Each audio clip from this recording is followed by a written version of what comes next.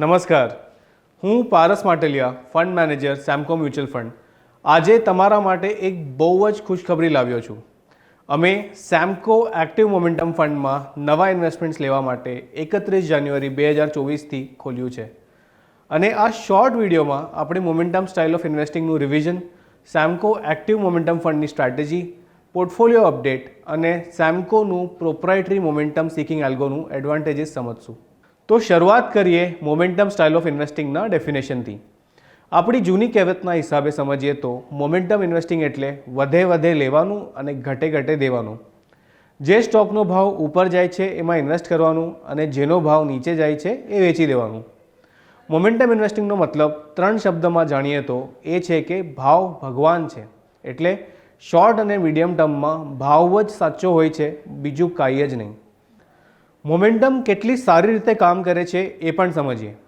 NSEએ 2 ઇન્ડાઇસીસ બનાવ્યા છે જે મોમેન્ટમ સ્ટાઇલ પર કામ કરે છે અને 2 ઇન્ડાઇસીસે બહુ જ સરસ રિટર્ન આપ્યા છે.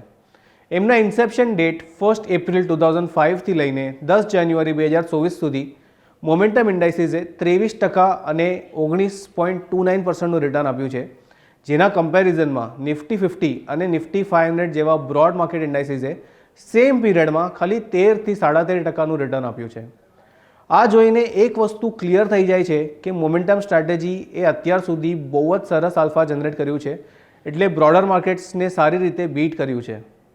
તો અત્યાર સુધી આપણે સમજ્યું કે મોમેન્ટમ સ્ટાઇલ ઓફ ઇન્વેસ્ટિંગ એટલે શું અને મોમેન્ટમ કેટલું પાવરફુલ છે આલ્ફા જનરેટ કરવા માટે એ પણ જાણ્યું. હવે સમજીએ કે સેમકો એક્ટિવ મોમેન્ટમ ફંડની શું સ્ટ્રેટેજી છે. મોમેન્ટમ કેપ્ચર કરવા માટે અમે એક ઇનહાઉસ આલ્ગોરિધમ બનાવ્યું છે. તો આપણે સમજીએ કે એ આલ્ગોરિધમ કેવી રીતે કામ કરે છે. આ આલ્ગોરિધમના 3 મોટા ભાગ છે. પહેલો છે સિગ્નલ જનરેટિંગ એન્જિન, જે અમને સ્ટોક્સના બાય અથવા સેલ સિગ્નલ આપે છે. બીજો ભાગ છે position sizing and risk management engine, જે અમને હરેક સ્ટોકના બાય સિગ્નલથી પોર્ટફોલિયોમાં કેટલું વેઇટ લેવું જોઈએ એ બતાવે. આ એન્જિન ઘણી બધી વસ્તુ ધ્યાનમાં રાખે છે, જેમ કે સ્ટોકમાં કેટલું સ્ટ્રોંગ મોમેન્ટમ છે, રિસ્ક કેટલી છે, લિક્વિડિટી કેટલી છે અને અહીંયાથી સ્ટોક હજી કેટલો વધી શકે છે. ત્રીજો ભાગ છે પોર્ટફોલિયો મેનેજમેન્ટ એન્જિન, જે અમને માર્કેટ સિચ્યુએશનને ધ્યાનમાં રાખીને ગાઈડ કરે છે આપણા પોર્ટફોલિયોનું ટોટલ ઇક્વિટી એક્સપોઝર કેટલું હોવું જોઈએ. તો આ તમને અમારી સ્ટ્રેટેજી એકદમ શોર્ટમાં બતાવી. અગર તમને આનું હજી ડિટેલ્સ જોઈએ તો અમારો જૂનો NFOનો વિડીયો જરૂરથી જોશો. આપણા સેમકો એક્ટિવ મોમેન્ટમ ફંડને 7 મહિનાથી થોડો વધારે સમય થઈ ગયો છે અને ફંડના ઇન્સેપ્શનથી 31 જાન્યુઆરી 2024 સુધી ફંડે બહુ જ સરસ રિટર્ન આપ્યું છે અને ઇન્વેસ્ટર્સ માટે આલ્ફા જનરેટ કર્યું છે. તમે સ્ક્રીન પર જોઈ શકો છો કે આપણા ફંડે એના બેન્ચમાર્ક નિફ્ટી 500 TRIને સારા એવા ગેપથી બીટ કર્યું છે. અત્યાર સુધીના આ સારા પરફોર્મન્સના પાછળ સેમકોના પ્રોપ્રાઇટરી એલ્ગોના અમુક ખાસ ખૂબીઓ છે. હવે એને સમજીએ. પહેલી છે કે આ એલ્ગોરિધમ આપણને હિડન જેમ્સ, મલ્ટીબેગર્સ અને જ્યાં બી મોમેન્ટમ હોય એને શોધવામાં મદદ કરે છે. પહેલી ખૂબીની વાત કરીએ તો આ એલ્ગોરિધમ અમને એવા હિડન જેમ્સ શોધવામાં મદદ કરે છે જે કોઈ બીજા એક્ટિવલી મેનેજ્ડ ફંડમાં હજી સુધી જોવા નથી મળ્યા. આના કારણે સેમકો એક્ટિવ મોમેન્ટમ ફંડમાં 4 સ્ટોક્સ એવા છે જે તમને કોઈ બી બીજા એક્ટિવલી મેનેજ્ડ ફંડમાં જોવા નહીં મળે. એ 4 સ્ટોક્સના નામ છે Parag milk food, Sharda energy, Tips industries અને ડેટામેટિક્સ. બીજી ખૂબીની વાત કરીએ તો ફંડના ઇન્સેપ્શન ડેટ એટલે 12 જુલાઈ 2023થી લઈને અત્યાર સુધી આ એલ્ગોરિધમે અમને અમુક મલ્ટીબેગર સ્ટોક્સ ગોતવામાં બી મદદ કરી છે.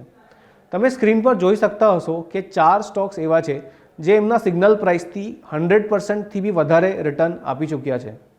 સ્ટોક્સના નામ છે INOX wind, Cochin shipyard, SJVN અને ન્યૂજેન સોફ્ટવેર.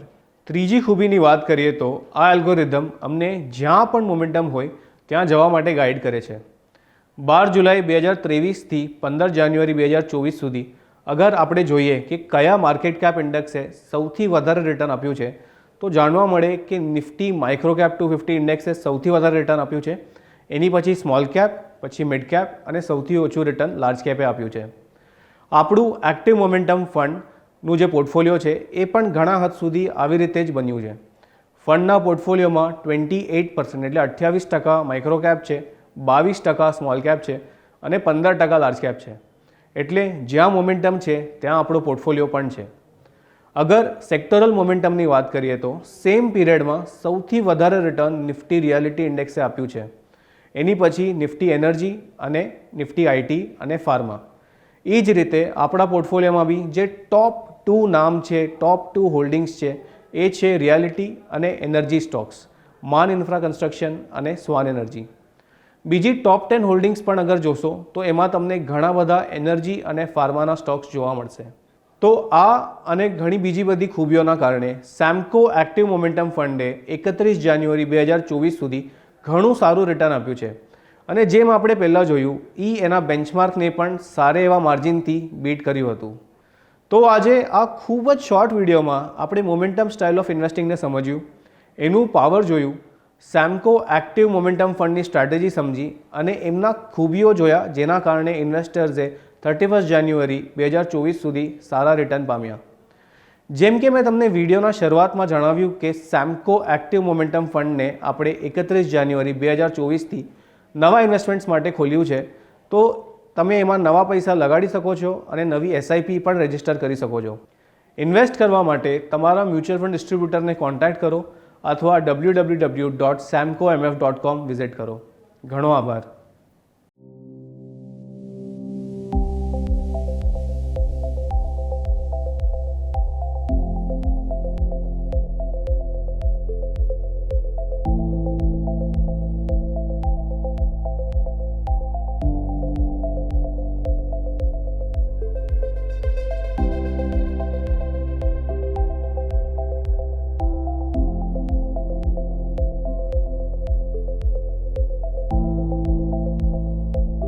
મ્યુચ્યુઅલ ફંડમાં કરાતા રોકાણો માર્કેટના જોખમોને આધીન છે. સ્કીમને લગતા બધા જ દસ્તાવેજો કાળજીપૂર્વક વાંચો.